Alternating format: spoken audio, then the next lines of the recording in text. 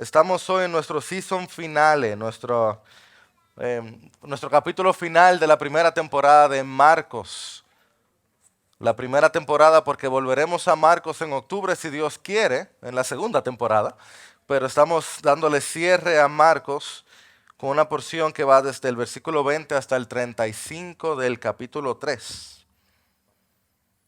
Vamos a estar leyendo Marcos capítulo 3 del 20 al 35.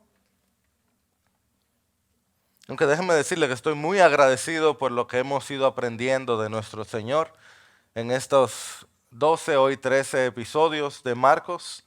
Un evangelio que yo he leído tantas veces y leyéndolo, estudiándolo, he seguido aprendiendo cada vez más. Estoy como anhelando volver a Marcos, pero ahorita vamos a ver que vamos a estar viendo otro libro y otras porciones de la Escritura. Pero hoy estamos en Marcos capítulo 3, 20 al 35. Una porción extensa donde el Señor nos hace un claro desafío. El título de mi sermón es Jesús, su familia y Belcebú. Y esto que tenemos en nuestras manos, esto que vamos a leer ahora. Esta es la palabra de Dios. Jesús llegó a una casa y la multitud se juntó de nuevo a tal punto que ellos ni siquiera podían comer. Cuando sus parientes oyeron esto, fueron para hacerse cargo de él porque decían, está fuera de sí. Y los escribas que habían descendido de Jerusalén decían, tiene a Beelzebú y expulsa a los demonios por medio del príncipe de los demonios. Dios tenga misericordia. Llamándolos junto a él, Jesús les hablaba en parábolas. ¿Cómo puede Satanás expulsar a Satanás? Si un reino está dividido contra sí mismo, ese reino no puede perdurar. Si una casa está dividida contra sí misma, esa casa no podrá permanecer. Y si Satanás se ha levantado contra sí mismo y está dividido, no puede permanecer, sino que ha llegado a su fin. Pero nadie puede entrar en la casa de un hombre fuerte y saquear sus bienes si primero no lo ata. Entonces podrá saquear su casa. En verdad les digo que todos los pecados serán perdonados a los hijos de los hombres y las blasfemias con que blasfemen. Pero cualquiera que blasfeme contra el Espíritu Santo no tiene jamás perdón, sino que es culpable de pecado eterno.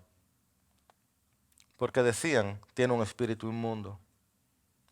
Entonces llegaron su madre y sus hermanos y quedándose afuera, mandaron a llamar a Jesús y había una multitud sentada alrededor de él y le dijeron, tu madre y tus hermanos están afuera y te buscan. ¿Quiénes son mi madre y mis hermanos? Dijo Jesús. Y mirando a los que estaban sentados en círculo alrededor de él, dijo, aquí están mi madre y mis hermanos, porque cualquiera que hace la voluntad de Dios, ese es mi hermano y hermana y madre. Señor, cuando tú inspiraste esa escritura, tú tenías en mente, porque tú todo lo sabes, que un día como hoy estaríamos aquí, leyéndola y tratando de exponerla. Tú que conoces los corazones, tú que conoces mi corazón, yo te ruego que tú nos hables hoy. Que tú escudriñes lo que está en nuestra mente, tú elimines todo obstáculo y nos llenes de fe que obra en amor, para tu gloria y nuestro bien. En el nombre del Hijo.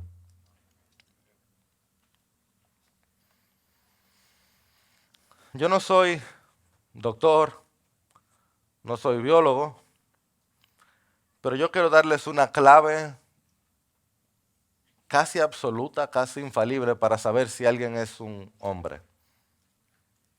Si una persona tiene síntomas de una enfermedad por meses o años, evidentes, claros, que se repiten, y no va al médico, esa persona es hombre.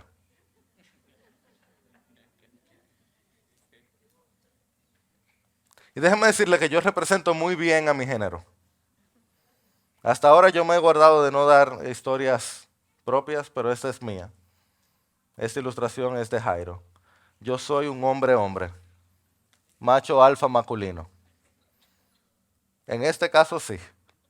Porque desde pequeño, desde 12, 13 años, a mí me daban dolores de cabeza significativos que me tumbaban, me dejaban mareado, literal, en cama. Más o menos una vez por mes. Y iban empeorando. Al punto que cuando me daban, yo tenía que apagar todas las luces de la casa y andar con gafas dentro de la casa. Que Patricia, si por ejemplo llegaba a la casa, veía la luz apagada, ella sabía. El día de la migraña. Le decíamos la cosa rara en la casa. Pero como buena representación de lo que es un hombre, yo ni loco iba al médico. Mientras sea Ixina, yo me tomaba toda la medicina que uno pudiera, ¿verdad? Pero el hombre no va al médico si no hay sangre. Y depende de la cantidad de sangre si es necesario ir al médico, ¿verdad? Así que hasta que yo no tuve que empezar a ir a emergencias por el dolor de cabeza, yo no iba al médico. Dios tuvo misericordia de mí, me doblegó el pulso, fui al neurólogo y de repente, un par de estudios después, un diagnóstico, una pastilla. Yo tengo 2 años sin un episodio de eso. 2 años completos cumplo ahora este mes. Y si un mal día me duele la cabeza, yo tengo un par de pastillitas que tengo que tomarme. Problema resuelto. ¿Quién me hubiera dicho a mí que ir al neurólogo me hubiera resuelto un problema de 20 años? Que yo hubiera podido disfrutar mucho más la vida, la luz del sol, con haber ido al médico. Dicho sea de paso, mis hombres que están visitándome, no fue su esposa que me dijo que hablara de esto antes de... Tú sabes, no fue que su esposa me dijo, pastor, mire, tengo a mi esposo con un problema y no quería ir al médico. No fue nada de eso. Simplemente yo quiero que tú tomes en cuenta esta historia cuando vamos avanzando en este círculo concéntrico que Marcos tiene para nosotros. Toma en cuenta eso cuando vamos viendo algo que Marcos quiere mostrarnos hoy. Y esto, como siempre, es nuestra idea central. Hay muchas formas erradas de responder ante Jesús. La única forma correcta es creer en Él. Hay muchas formas erradas. La única forma correcta es creer en Él. ¿Listos? Bien. Lo primero que Marcos hace entonces, tiene su Biblia ahí, es en 20:21, preparar la escena de lo que viene.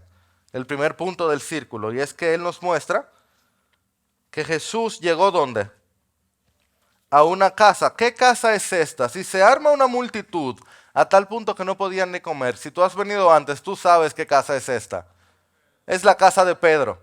Porque esa es la casa. Oye, no digo yo que Jesús le sanó a la suegra, ¿verdad? Él sabía lo que venía. Esta es la base de operaciones de Jesús en Capernaum, en Galilea, donde constantemente, cada vez que Jesús llega, se arma la de Troya, llega un grupo de personas. Y la verdad, esta es la vida diaria de Jesús, que es así de extraordinaria, que es tanto una muestra de su humildad como un modelo del discipulado extraordinario de nuestro Señor. O sea, nuestro Señor dejó su servicio, es decir, el ser servido toda la vida, a venir aquí, a que donde sea que Él estuviera no le daba espacio ni para comer. Y es solo un detalle, pero por favor, no olvides eso. Este es el Señor que estaba sentado en el trono con los ángeles sirviéndose, que ahora no tiene tiempo ni para comer. Pero entonces, de repente, Marcos nos tira una curva, algo totalmente inesperado, porque las próximas 3 palabras del versículo 21 son como, ¿what? Dice, cuando sus parientes, Marcos no ha hablado de sus parientes hasta ahora, nada. Los otros evangelios sí te han dicho un poquito, pero Marcos no ha hablado nada de sus parientes y te dice, cuando sus parientes oyeron esto, tú te imaginas que va a decir, ¡wow! ¡Claro! Oyeron eso, fueron todos a apoyarlo, ¿cierto? Pero ¿qué dicen? Fueron para hacerse cargo de él. Porque decían, ¿qué decían? ¿Qué es eso en español? En dominicano. Se volvió loco. Los otros evangelios nos dan más detalles de los parientes de Jesús, pero esto Marcos no nos dice nada.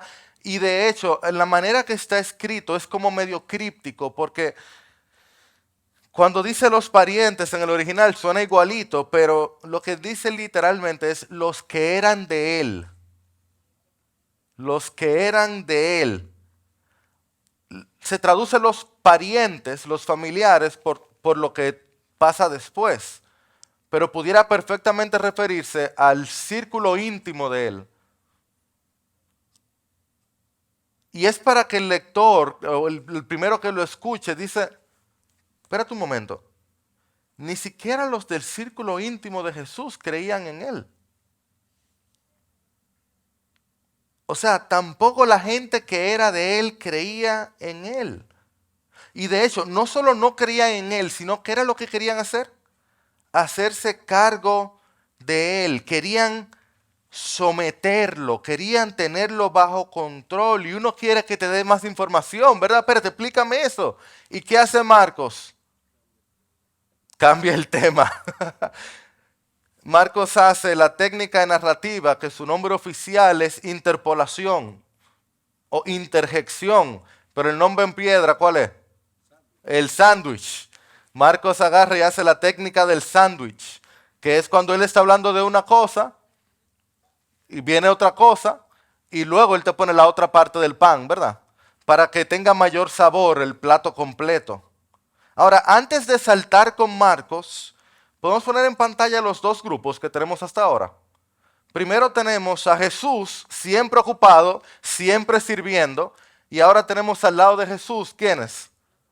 Sus parientes. Quédate con esto en mente, vamos a seguir volviendo a eso, porque entonces el versículo 22 nos trae a los escribas, dice, léelo conmigo, los escribas que habían descendido de Jerusalén, y este verbo aquí es tan importante, oye, decían, tiene a Belcebú y expulsa a los demonios por medio del príncipe de los demonios. Hasta ahora Jesús ha hecho ministerio, ¿dónde principalmente?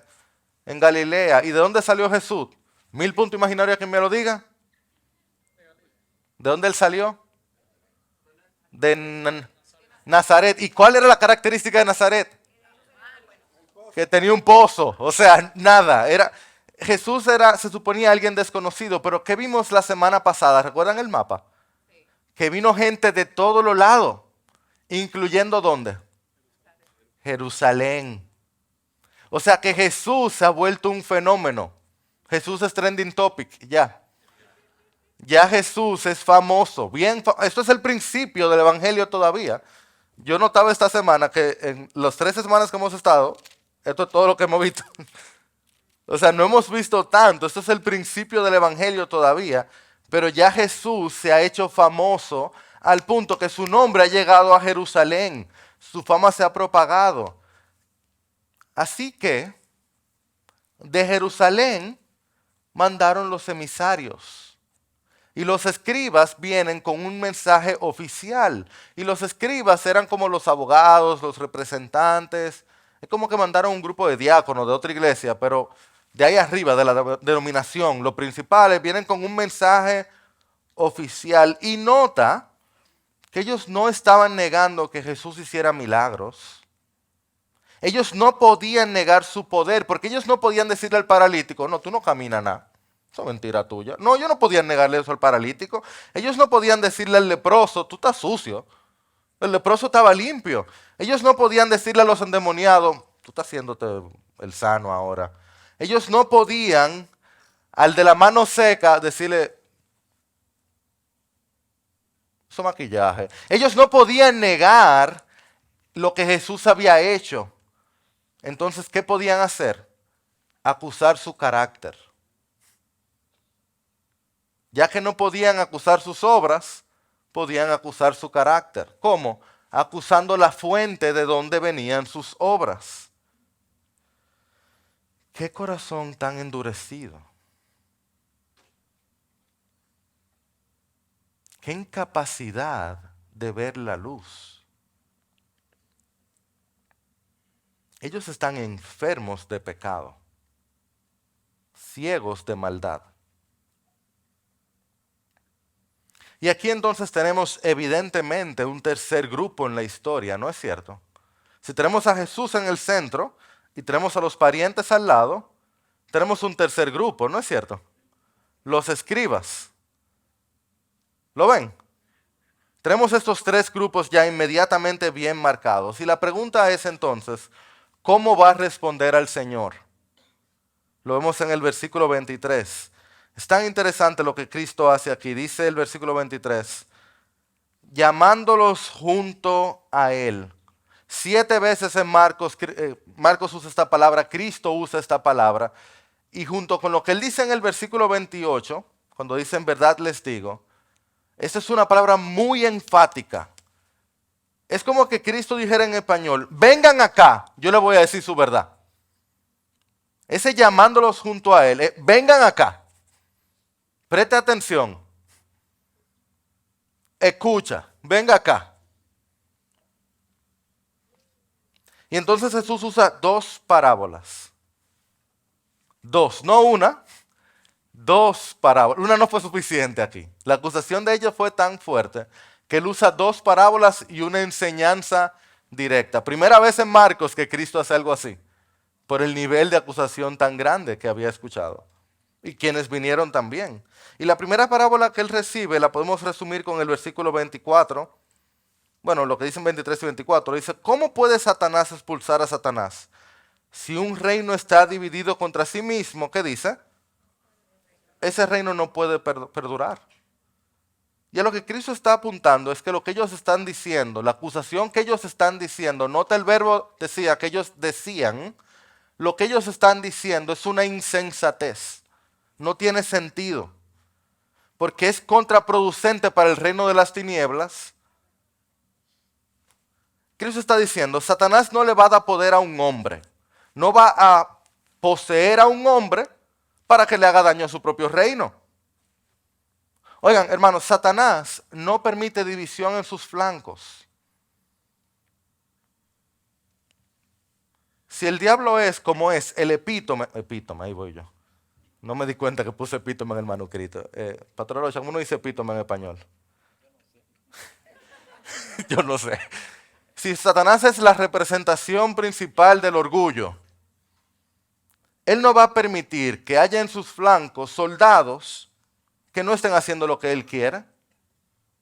Oigan, es la nobleza y la humildad de Cristo lo que lo permitió que él se rodeara de gente como la que él se rodeó. Pero Satanás no tiene colaboradores, Satanás solo tiene súbditos.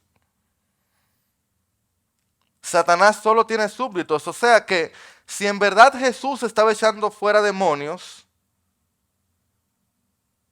él estaba destruyendo de una manera u otra el reino de las tinieblas. Él no podía estar sirviendo a Satanás. Es una insensatez, no tiene sentido. Es como, ustedes no están ni pensándolo bien. La acusación que ustedes están haciendo no tiene ni sentido. Los grandes escribas de Jerusalén son necios e insensatos. Punto 1. Punto 2, próxima parábola, versículo 27.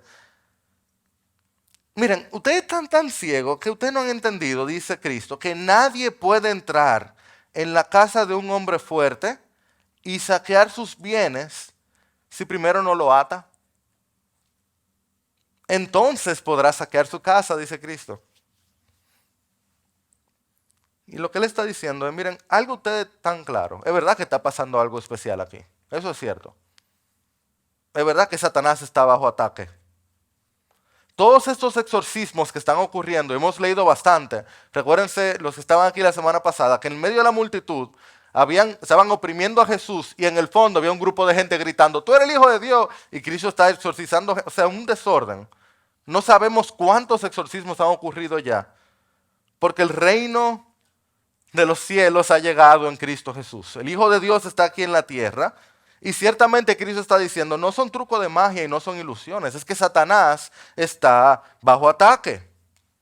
Llegó un hombre más fuerte que lo ató. Por eso está pasando. La casa está siendo saqueada. El reino de tinieblas que tenía tanta fuerza sobre tantos hombres por tanto tiempo, está perdiendo gente.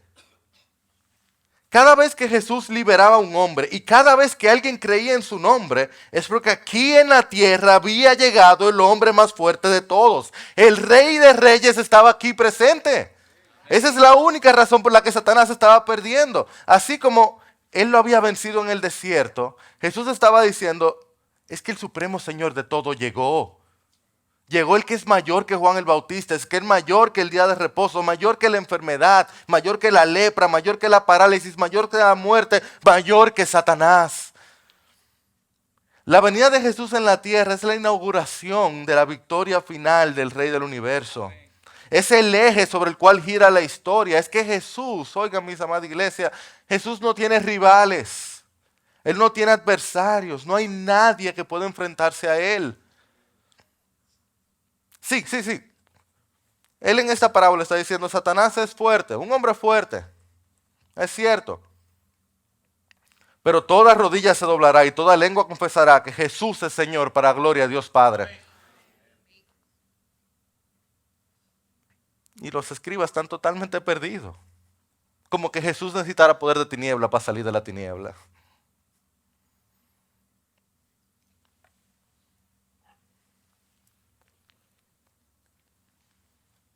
Y es entonces que Jesús habla de ese pecado imperdonable. Pero antes de llegar ahí, ya tenemos un cuarto grupo aquí. ¿Cuál es? El de Satanás. Está Jesús, sus parientes, los escribas, y está Satanás, o Belcebú, el grupo de Satanás. Entonces tenemos, versículos 28 y 29, la enseñanza directa de Cristo, sin parábolas, dice. En verdad les digo, versículo 28, que todos los pecados serán perdonados a los hijos de los hombres, y las blasfemias con que blasfemen. Pero cualquiera que blasfeme contra el Espíritu Santo no tiene jamás perdón, sino que es culpable de pecado eterno. Nota, ¿a quién Jesús le dijo estas palabras? A los escribas que vinieron ¿de dónde? De Jerusalén. Si alguien por si acaso recuerda el mapa, Jerusalén y Galilea estaban cerca. No, ¿verdad? Caminando al paso normal estaba a 4 días de caminata. Y tanto el versículo 22 como el versículo 30 dice que ellos andaban hablando. Ok. Los escribas tenían una campaña de desprestigio contra Jesús. Ellos vinieron desde Jerusalén hasta Galilea diciendo que Jesús era hijo del diablo. O sea, ellos se juntaron allá, se reunieron allá arriba, armaron, llegaron a su conclusión y entonces hicieron una campaña, probablemente con paradas en cada lugar donde saben que Jesús había pasado, a anunciar las malas nuevas de que Jesús era en realidad Satanás encubierto. Mientras Jesús andaba predicando el evangelio, los escribas andaban proclamando las malas nuevas de que Jesús era Satanás encubierto. Esto era algo premeditado, planeado, pensado, programado. Ellos están absolutamente convencidos en su corazón de que Jesús, el Hijo de Dios, el Mesías prometido, de quien se tratan todas las promesas del Antiguo Testamento que encuentran en él el sí, amén, el Salvador del mundo, aquel de quien nadie podía encontrarle falta, era en realidad el diablo. Que Jesús, el Hijo de Dios, que vino en el poder del Espíritu Santo, hacía sus obras en realidad por el poder del diablo. Jesús, que en realidad era capacitado y fue inundado, fue ungido por el Espíritu Santo para hacer las obras de Dios. Ese Espíritu Santo que es quien da convicción de pecado. Ese Espíritu Santo que es quien ablanda el corazón, que va obrando, que va suavizando, que es el que dice, hey, mira a Cristo. Hey, presta atención. Hey, ten fe. Pero en vez de creer, una y otra vez el corazón se endurece, se endurece, se endurece, se endurece. Cada vez que escuchaban que Jesús hizo otra cosa, en vez de creer, Satanás. Y que Jesús hizo otra cosa. Vamos a ver Isaías 52. Eso fue el diablo. Y cada nueva persona que le mostraba cómo fue sanado, recuérdense la puerta de Jesús que la gente no cabía, recuérdense la multitud que Jesús servía y ¿cuántos cientos o miles de personas Jesús no ha sanado ya? Y Jesús, ¿qué le dice? Vayan al templo. ¿A cuántos cientos o miles de personas nos han encontrado estos escribas ya que le han dicho que Jesús le ha sanado? Y cada caso, ellos se evalúan y dicen, esto fue el diablo seguro.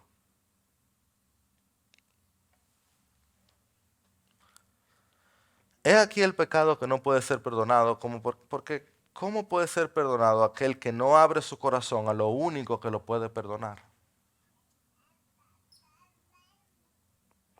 Si necesita medicina y se niega a ir al médico.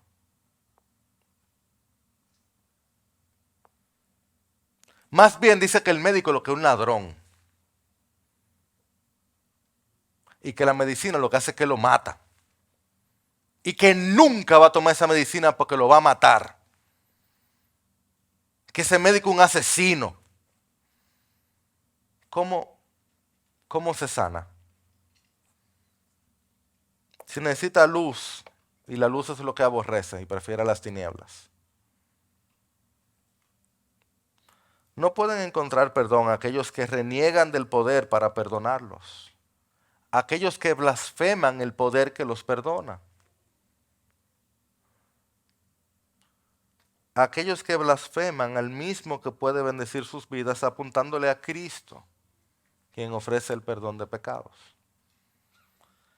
C.S. Lewis lo dijo muy bien, mucho mejor que lo que yo pudiera. Él decía, yo creo que los condenados son, en un sentido, exitosos en ser rebeldes hasta el final, que las puertas del infierno están cerradas por dentro. Con esto no quiero decir que los espíritus no quisieran salir del infierno, en el vago sentido en que un hombre envidioso quiere ser feliz. Pero ellos no ejecutan ni siquiera los pasos preliminares de la autonegación a través de la cual el alma alcanza algo bueno. Aquel que decide endurecer su corazón en contra de Dios, en contra del obrar del Espíritu, en contra de la persona y obra de Cristo, no podrá encontrar salvación porque en ningún otro hay salvación. ¿Cómo lo salva Dios? No hay otro más a quien sacrificar. Y es el Espíritu quien muestra el sacrificio.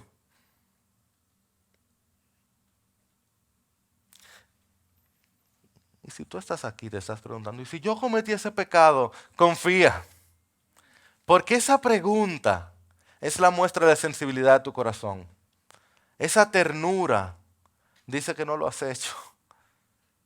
Esa ternura, esa sensibilidad dice que estás con una conciencia tierna, tratando de conocer y de honrar a Dios. Mientras estos escribas están corriendo y delante de Jesús, diciéndole, hijo del diablo, de frente a Jesús. Es cuando el corazón está duro que ve a Cristo de frente y dice, ¿quién eres tú, hijo del diablo? Teme. Pero mientras hay vida hay esperanza. Y por eso el sándwich. Por eso el sándwich. Porque todo el que viene a él no lo echa fuera. Marcos lo muestra. Y muestra la diferencia entre equivocarse y blasfemar contra el Espíritu Santo. Sigue leyendo, versículo 31.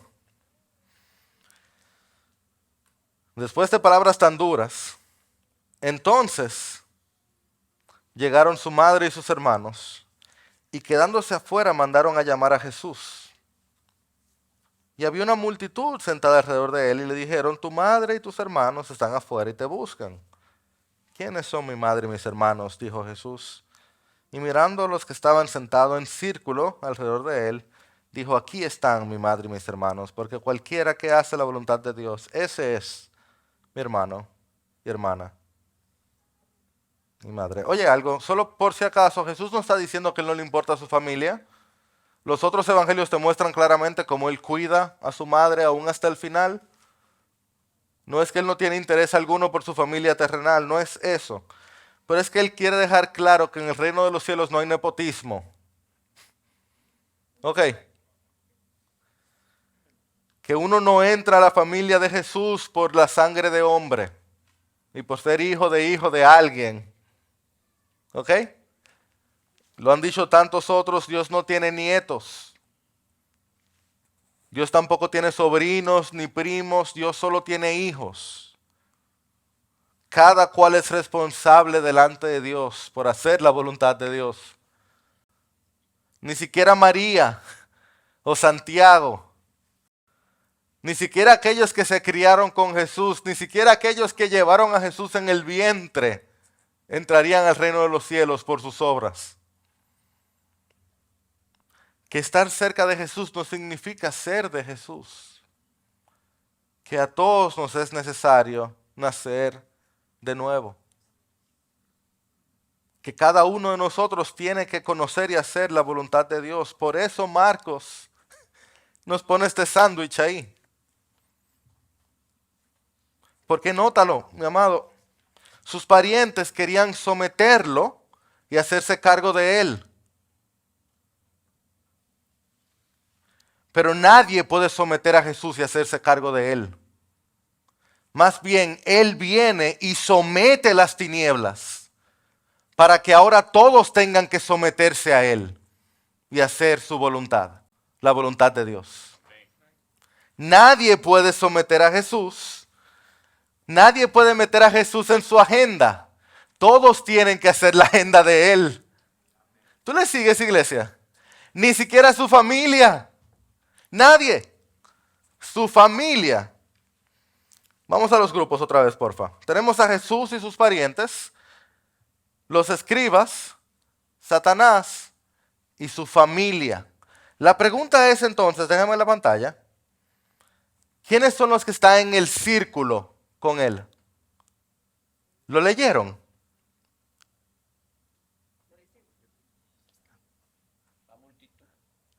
Los que hacen la voluntad de Dios son su verdadera familia. Ponme el círculo, porfa. La familia de Jesús son los que hacen la voluntad de Dios. O sea, ni sus parientes estaban en el círculo. Ni siquiera sus parientes estaban todavía en el círculo. Ellos estaban cerca de él en ese momento, pero estaban separados porque no creían. No habían hecho la voluntad de Dios. Por eso estaban cerca de los escribas también. Así, a primer plano, tú no sabías dónde iban a terminar. De hecho, si solamente tuviéramos a Marcos en la Biblia y no tuviéramos otros libros, no está claro dónde terminan.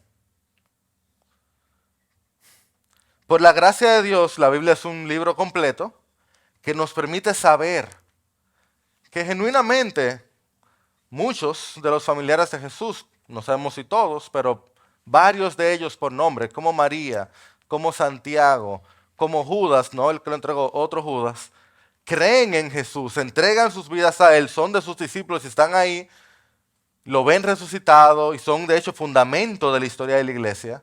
Y entonces luego también forman parte del círculo de la familia de Jesús, de lo que hacen su voluntad. Y entonces ellos terminan sometiéndose a su señorío y sirviendo la causa de Cristo.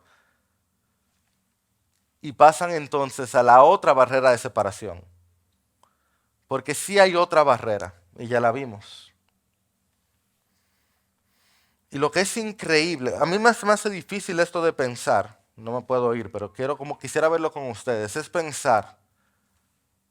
Yo no sé si ustedes tenían esto tan claro, pero los escribas y Satanás, aquellos que deciden negarse a la voluntad de Dios, no es como que Satanás es el que manda en el infierno. El infierno fue preparado para Satanás. Y aquellos que deciden negar a Cristo son castigados con Satanás. O sea, tú puedes terminar en la familia de Jesús o tú puedes terminar castigado con Satanás y sus demonios.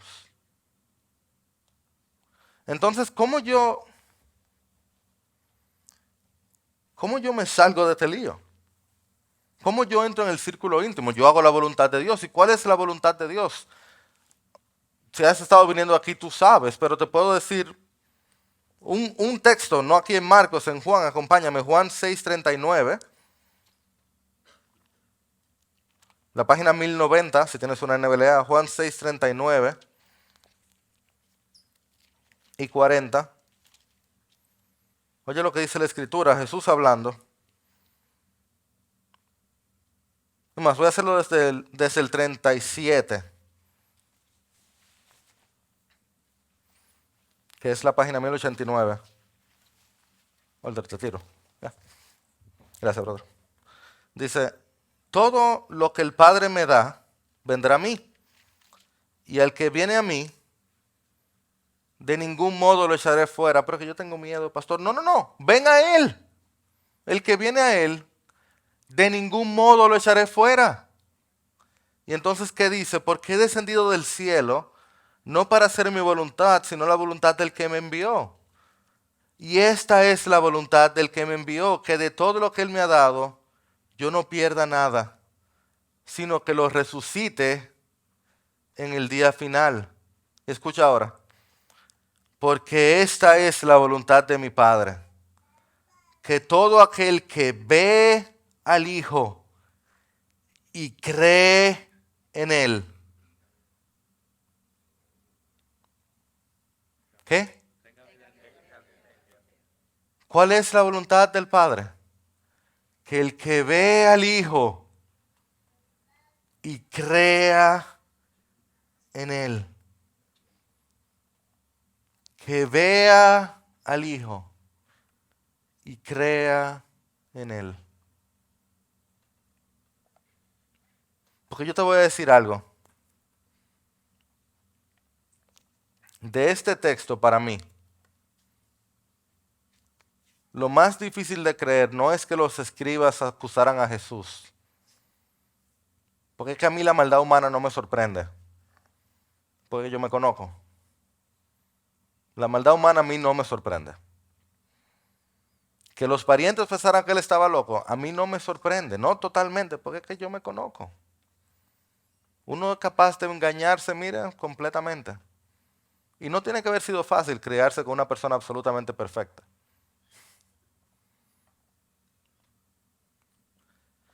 A mí me sorprende un poco, bastante, que Jesús nos llame familia. Eso es empequeñecedor. Ese texto de Hebreos 2 que dice que Jesús no se avergüenza de llamarme hermano, a mí eso me sobrecoge, porque yo me conozco. Algunos de ustedes, a Patricia yo lo entiendo un chin. No, ni tanto, amor, tú eres increíble, pero Jesús, que te llame hermana a ti. No me sorprende demasiado porque conozco suficiente de Dios para saber lo bueno que Él es. Y Él es así de bueno. Jesús es así de humilde, así de grande es su gracia y su majestad, que Él está dispuesto a amarnos a pesar de cómo somos. Me sorprende, pero no es lo más sorprendente de este texto. Y yo sé que el pecado imperdonable suena como duro, pero Dios es Dios. Él es santo, justo. Que haya pecado imperdonable, gracias a Dios que hay uno aquí que Él menciona nada más. Para mí lo más sorprendente de este texto, léelo conmigo por favor, Marcos 3. Lo leímos y uno como que lo lee y no se sobrecoge, pero esto para mí es Marcos 3, versículo 28. Léelo, iglesia, léelo y que se te quede aquí. Dice, en verdad les digo que todos los pecados serán perdonados. ¿Qué? En verdad les digo que todos los pecados serán perdonados a los hijos de los hombres. ¿Cómo así? Y uno se asombra que hay un pecado imperdonable. Que todos los pecados serán perdonados a los hijos de los hombres. ¿Cómo? ¿Por qué? ¿Y qué gana Dios con eso? Con todo lo que yo he hecho. Esa es la locura más grande de la historia. Eso es lo que yo no entiendo de todo esto. Eso es lo único que le ha costado algo a Dios. Le costó la vida de su hijo amado. Jesús sabe lo que significaba que él dijera esas palabras ahí. Por eso dijo, en verdad les digo. Él sabe lo que significaba él decir algo así. Y esa fue la razón por la que él vino.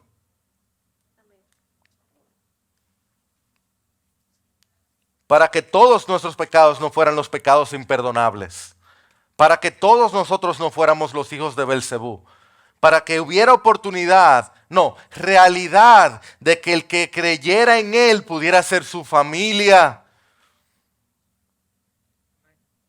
Porque cuando vemos al Hijo y creemos verdaderamente en Él, entramos en ese círculo íntimo de la familia de Dios con todos nuestros pecados perdonados para siempre. Esa es la locura del bendito evangelio que nosotros proclamamos.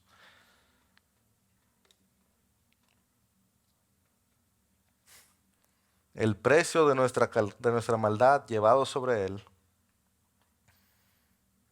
¿Qué nos puede perdonar? Solo de Jesús la sangre. Oh Señor, nosotros te damos gracias por ser quien eres para con nosotros. No tenemos otro lugar donde ir. Porque el mejor de nosotros está lleno de cosas que ni siquiera nos atrevemos a mencionar.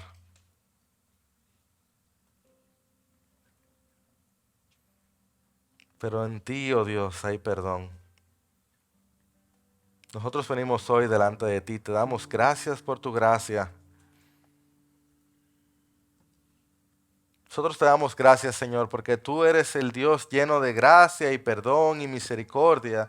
Y te damos gracias, Señor, porque nosotros aquí en esta iglesia vemos un grupo de personas hoy que decimos, Abba, Padre, Padre cercano, Jesús nuestro hermano, el Rey, que no solo eres león, también cordero cercano, cordero sacrificado por nosotros, quien cargó nuestra maldad.